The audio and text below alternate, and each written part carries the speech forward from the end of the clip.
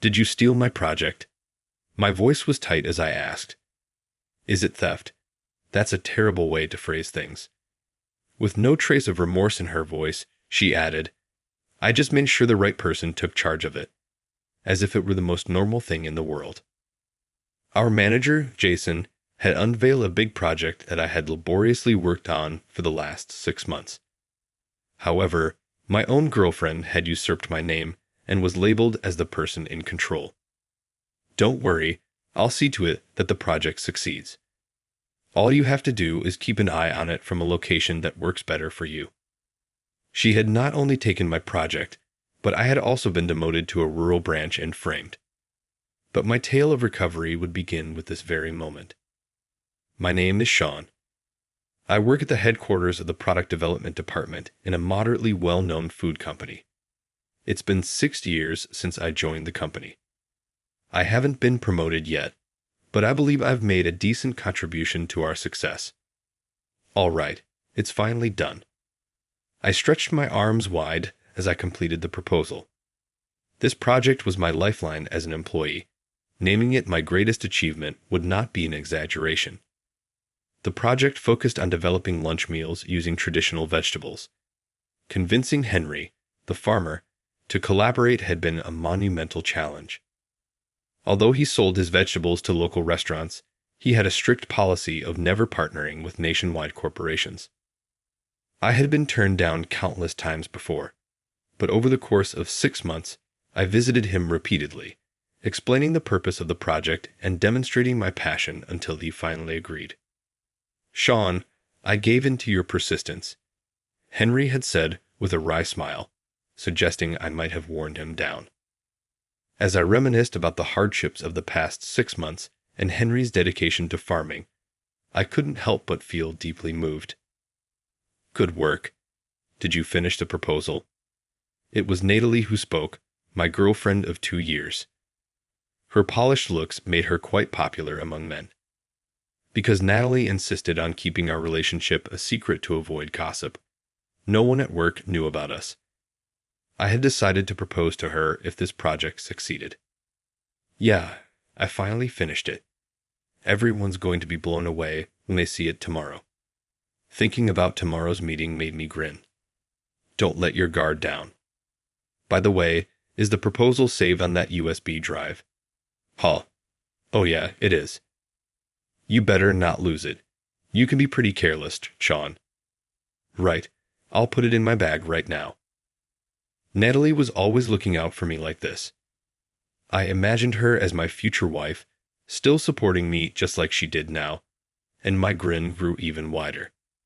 Hey, how about we grab dinner after this? What? Oh, of course. Good. I'll be waiting outside when you're done with work. Even though she spoke in a low voice only I could hear, it was rare for Natalie to say something like that in front of our coworkers. Could it mean she was ready to make our relationship public? If that's how she felt, then my proposal might actually succeed.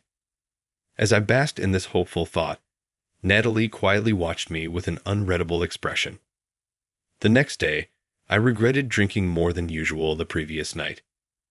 I remembered Natalie taking care of me and bringing me home, but when I woke up, it was already morning, and I had to rush to work. In a panic, I looked around for Natalie to thank her for helping me, but she was nowhere to be seen. She's not here yet. Oh well, I'll just focus on the meeting for now. Shaking off my unease, I plugged the USB drive into my computer. Yesterday, I had planned to review the proposal I had completed to do a final check, but what? It's gone. Why? It's nowhere to be found. No matter how much I searched, the proposal was nowhere to be found. Thinking I might have saved it on another USB drive, I checked my other drives, but they were also empty. If I don't do something, the meeting will start. What do I do? The meeting was scheduled to begin right after the morning assembly, and there was no way I could recreate the entire proposal in time. Before I could figure out a solution, the morning assembly began. After the assembly, I decided to approach Jason, our manager, to explain the situation and ask if we could delay the meeting. I understand your frustration, but we can't postpone it.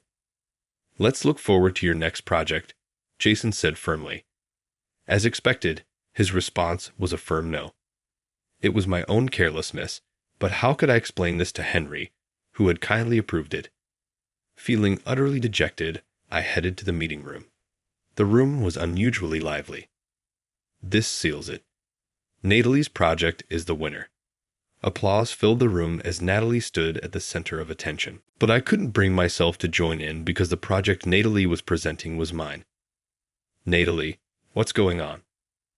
I chased after her as she left the meeting room. She turned to me with a look of irritation and pushed me into an empty room nearby. Don't call my name so loudly. What if someone starts getting suspicious? She slammed the file she was holding onto the table and ran her fingers through her long hair. That doesn't matter. What's more important is the project. That was my project. It's my project now. Stop making baseless accusations, would you?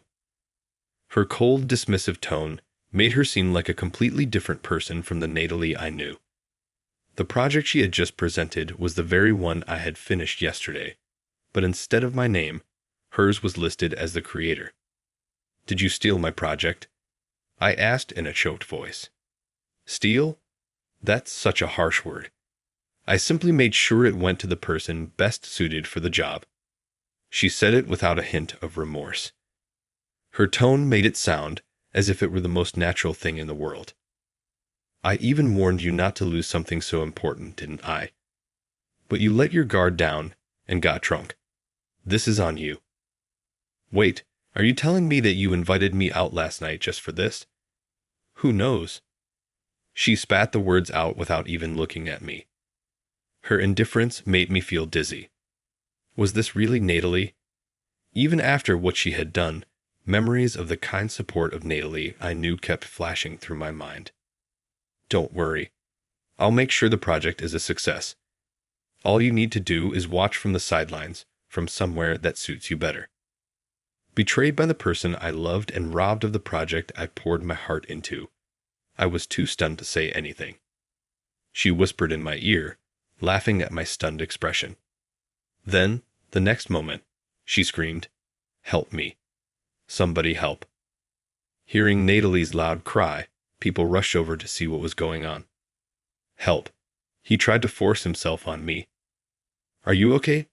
What the hell did you do to her? I didn't do anything. Before I could understand what was happening, I was restrained and dragged out of the room. I caught a glimpse of Natalie surrounded by female colleagues, crying. At some point, her blouse had come undone. Afterward, I was accused of sexually harassing Natalie. No matter how much I denied it, no one believed me. The next day, Jason called me into his office. I'm disappointed in you. I thought you were a respectable man. Jason, I swear I didn't. I don't need excuses. You've been reassigned. Surely, you have no reason to refuse. Under the weight of his authority, I could do nothing but nod. Natalie has also expressed that she doesn't want this incident to escalate any further. You should be grateful for her mercy. Mercy.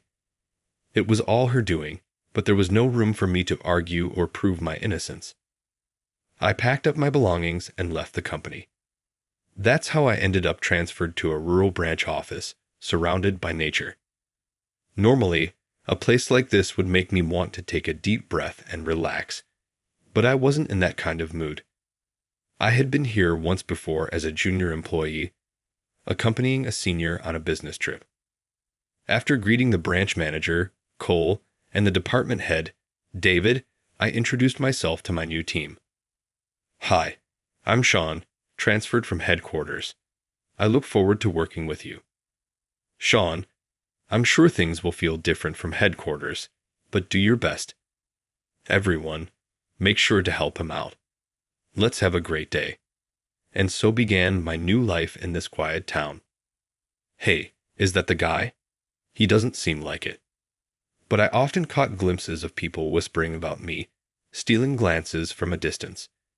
They spoke to me just enough to get the job done, but as soon as the conversation ended, they quickly excused themselves.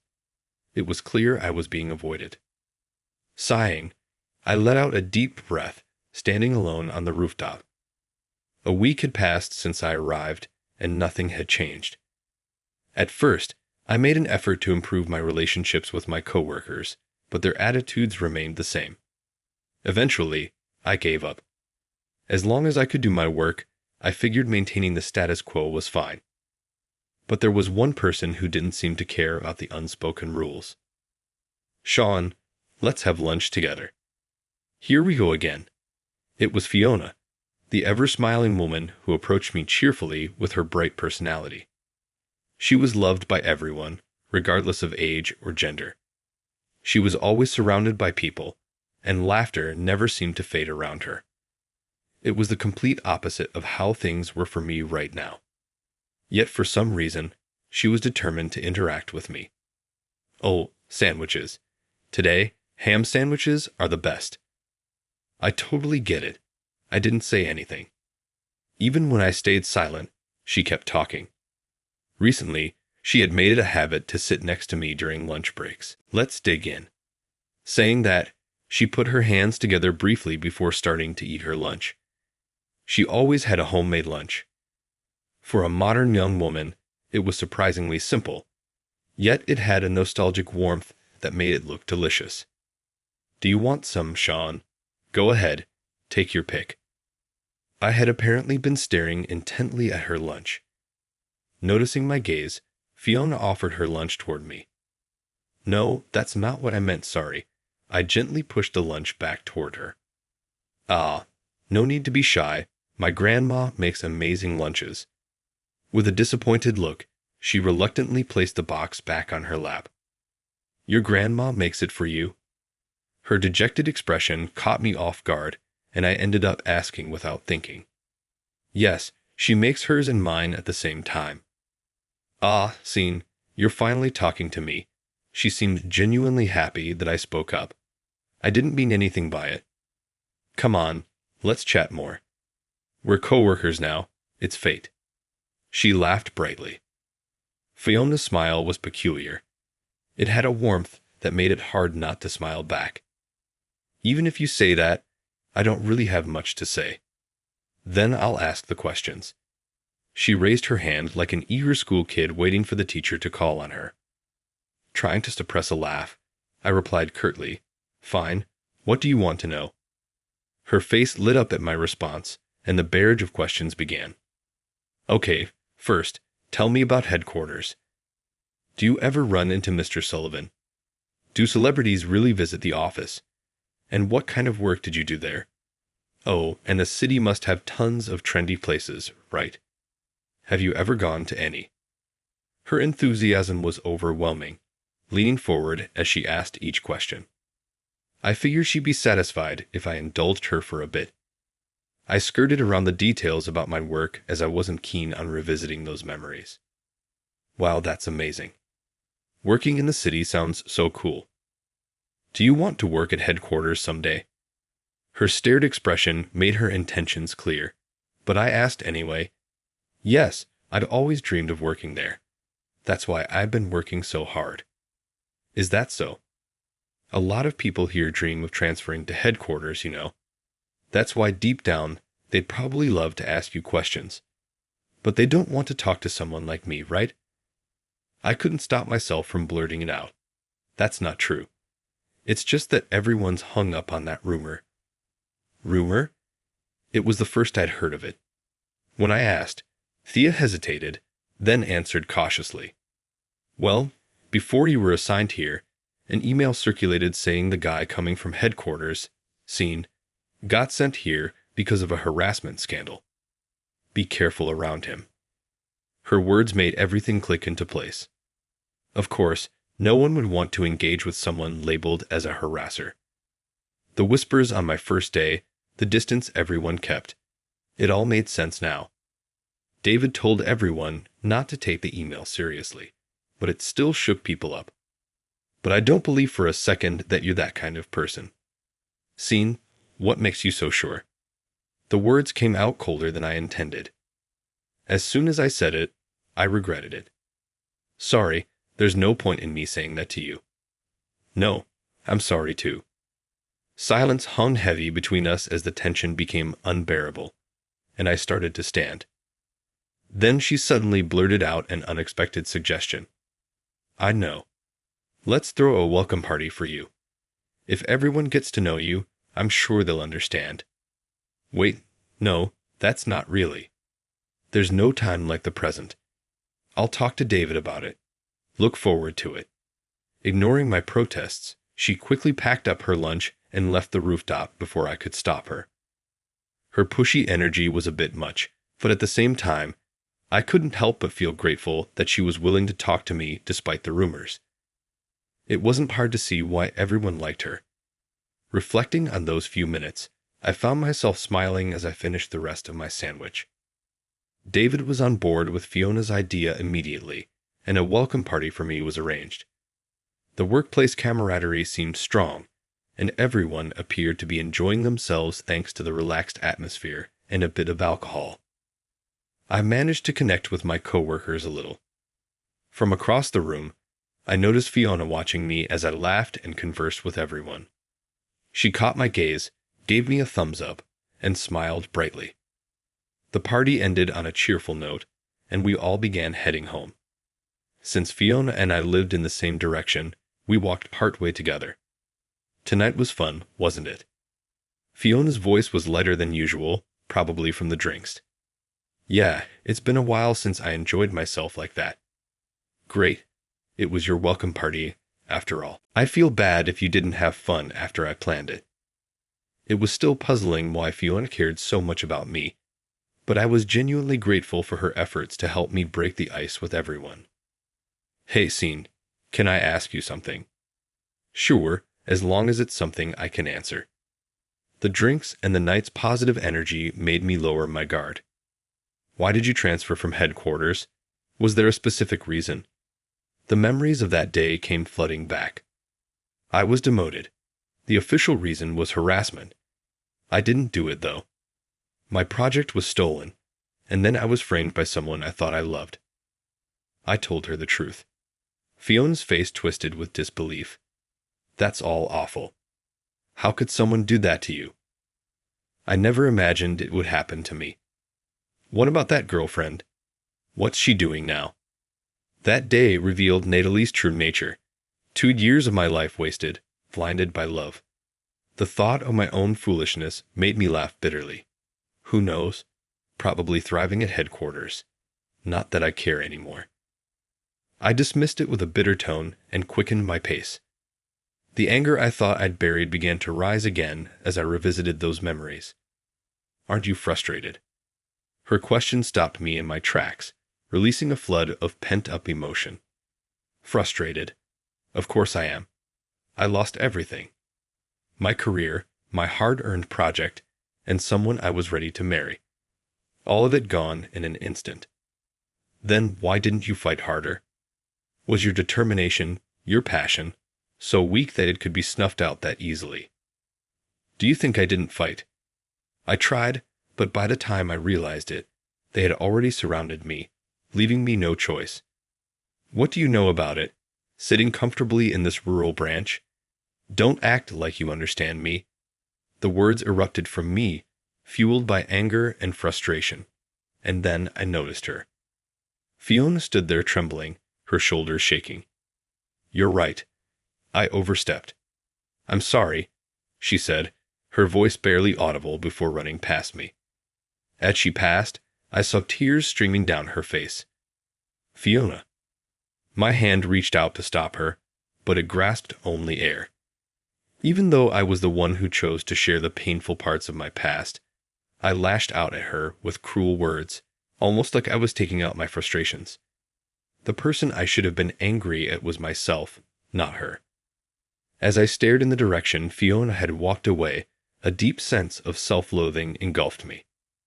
The next day, I searched for Fiona, wanting to apologize, but whenever I tried to approach her, she avoided me. Seeing this, our coworkers began to notice something was wrong. I found myself isolated at work once again. Unlike before, though, no one even tried to come near me. It was only in this situation that I finally realized how much Fiona had been bridging the gap between me and everyone else. She must have been helping me in countless ways. Thanks to her, I had been able to work without any major issues here. Disgusted with my own shortcomings, I waited until after work, scanning the crowd of people leaving the office for Fiona. Fiona, startled by my voice, turned. I pleaded with her to come with me to a nearby park, and she reluctantly agreed. Scene, what's this about? She wouldn't even look me in the eye, and that was only natural. After all, I had said such hurtful things to someone who had been so considerate of me. I'm sorry about the other day. I said terrible things to you because I let my emotions take over. You don't have to forgive me. I wouldn't expect you to, but please let me apologize. I truly regret what I said. Even this apology might seem selfish, I thought, but this time, I wanted to face Fiona honestly. You were so kind to me when I had just transferred here, but I lashed out and hurt you. Fiona, you saved me when I was in such a dark place, and I threw that kindness back in your face. I had thought I didn't care about anything anymore, but I found myself looking forward to you talking to me every day. I had been happy to chat with everyone at the welcome party, something I didn't think I'd enjoy. And yet, I allowed myself to get trapped in my past wounds and shut myself off again. I pushed away the hand that was reaching out to me. How foolish I was. How weak I was. Scene, look at me. When I raised my head, Fiona was smiling. I was thoughtless too. I pushed my own feelings onto you when you were going through something so painful. I'm sorry as well. She bowed her head. Fiona, you didn't do anything wrong. I'm the one at fault. No, it's on me. No, it's my fault. As we kept apologizing back and forth, we both suddenly started laughing. This could go on forever at this rate. Yeah, you're right. Then let's call it a draw and end the apology battle here. After laughing together for a while, we sat down on a nearby bench. Both of us looked like a weight had been lifted off our shoulders. Fiona, why do you dream of moving to the city or working at headquarters? Is there something specific you want to do? I remembered our conversation on the rooftop and decided to ask. There's someone who helped me when I was struggling a long time ago. That person worked in the city and was so inspiring to me. I've always wanted to become the kind of woman who would be a good match for that person if we ever met again. She smiles shyly, saying it was a silly reason, but her eyes revealed how deeply serious she was about it. I see, but honestly, Fiona, I think you're already someone who would match him perfectly. The words slipped out before I could stop myself. What? What are you saying? Flattering me won't get you anything, you know. No, I'm not expecting anything in return. Since Fiona admires this person, he must truly be someone remarkable. If it's you, Fiona, I'm sure you'll meet that person again someday. I'll do whatever I can to support you, even if it's just a small effort. If it's someone I know, I'd gladly help out too. Thank you, Scene. Just hearing that from you is more than enough. She smiled warmly as she said this. Fiona's smile really is something special. It's the kind of smile that makes you want to smile along with her. Scene, don't you want to go back to headquarters? She asked hesitantly, but her question stirred up memories of many things. The mentors who patiently guided me, the coworkers who supported me when I felt like giving up, the clients who celebrated with me when we created an amazing product, and even the kind strangers I met on business trips who offered me words of encouragement. I realized I still hadn't repaid any of them. Yeah, there's still so much I need to do. I'll give it my best. You absolutely should. I know you can do it, Scene. Let's show all those who doubted you what you're capable of. We nodded to each other with determination. From that day on, I made an effort to communicate more actively with my coworkers and focused intently on my work. Whenever I went out on sales calls with Fiona, I pushed myself even harder. If her reputation improved even a little, I knew it would bring her closer to her dream. Could it be because my mindset had changed little by little? I started to see results. At a well-known local confectionery shop, I drew on past experience to engage the owner in a lively discussion about traditional sweets, eventually earning their attention. Another time, we visited a gem of a European-style restaurant based on Fiona's lead, and by coincidence, the owner turned out to be a former classmate of a senior I greatly respected. I kept visiting the seafood company, which was reputed to have a difficult-to-please president, even after being turned down multiple times. Eventually, it became a bit of a rumor in the area when the president said, "I've never seen a company as persistent as yours." Not all of these efforts led to contracts, and luck played a role too, but we managed to establish many meaningful connections that showed promise for the future. And I owe it all to Fiona. Despite the challenges, she shone brightly and seemed genuinely happy at work. 6 months after transferring to the branch, David summoned me. A pile of sales reports sat on his desk. With a gentle smile, he spoke. "You've been working really hard lately, haven't you?" "Thank you. I hear you're interested in returning to headquarters. With these results, I think we can make that happen." His words made me happy, but something didn't sit right with me. Most of the contracts we'd secured had been from places I visited with Fiona. Yet here I was being singled out while she wasn't even mentioned. "What about Fiona?" "Fiona. She's been doing well too, but lately her efforts haven't translated into results." "Why would you prefer to go to headquarters with her?" David's smile widened knowingly as he posed the question. I couldn't find the right words to respond, but David didn't wait for an answer. "That's all I wanted to tell you for now. I'll pass the word along to headquarters, and hopefully you'll get a good response.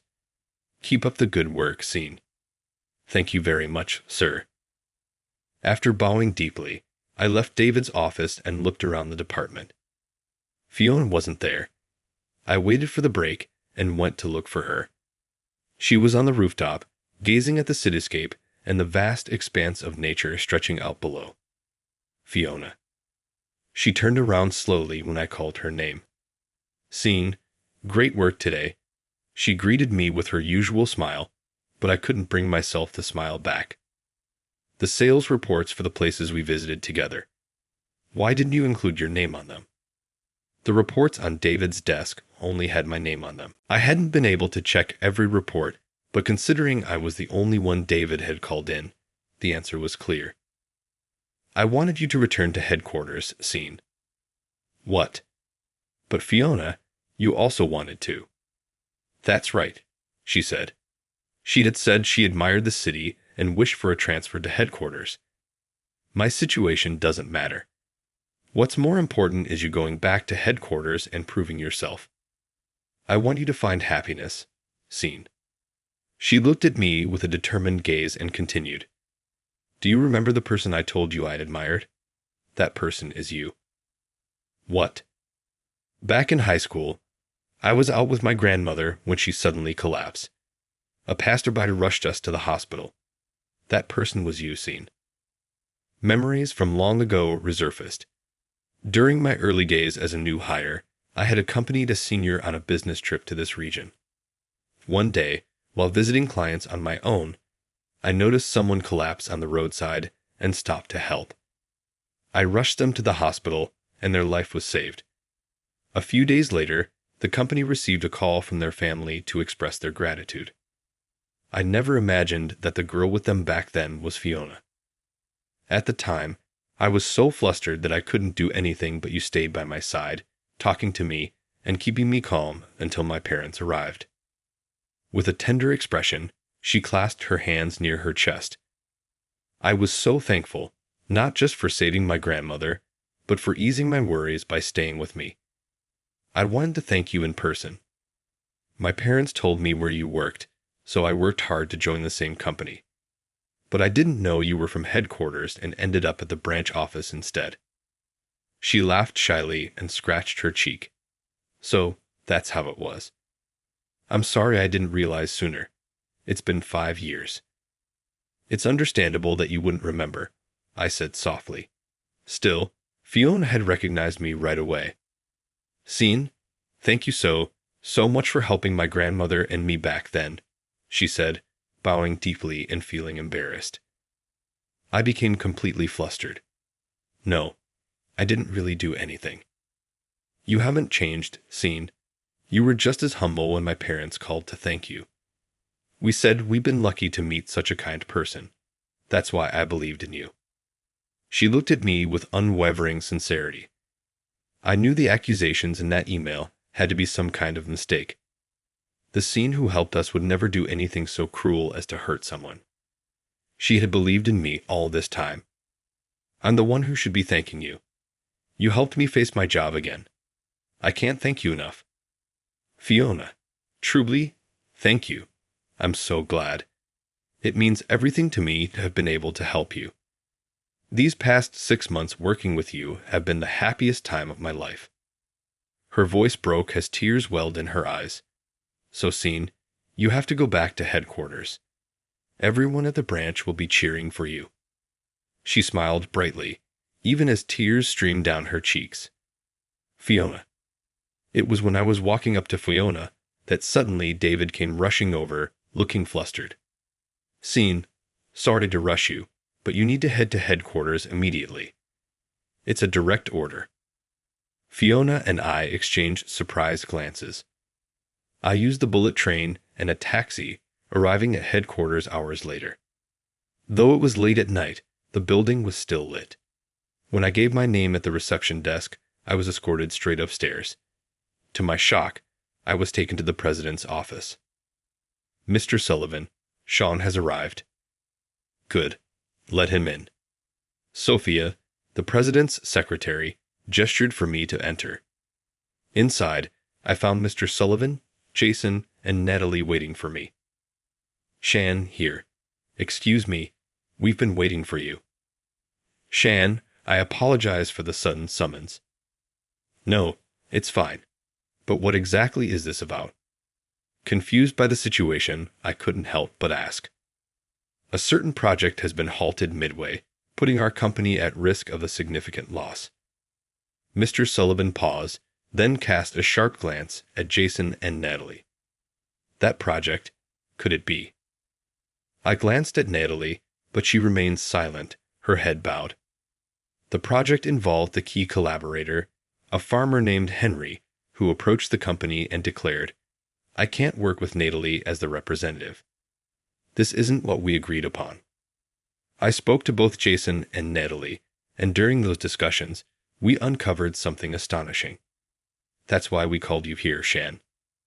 Pausing, Mr. Sullivan turned a stern gaze toward Jason and Natalie. "I'd want you to answer my questions truthfully. Can you do that?" "Yes, I understand." I nodded, steeling myself against the heavy atmosphere. "Is it true that this project, including securing Henry's cooperation and the plan to revive traditional vegetables, was originally your idea? Did you personally negotiate with him to secure his agreement?" "Yes, that's true. I spent over 6 months visiting Henry, negotiating directly, and securing his consent. I also wrote the development proposal for the lunchbox based on our discussions. One by one, I answered his questions accurately. The project was mine, even after being transferred for 6 months. There was no way I could forget its contents. Thank you. It seems everything you've said is indeed true," Mr. Sullivan said. After confirming the facts, he let out a deep sigh and turned a stern gaze toward Jason and Natalie. "Mr. Sullivan, please, there's an explanation for this," Natalie began pleading. "It was Jason who told me to steal Scene's project. I didn't want to, but he said it was an order from the department head, and I had no choice.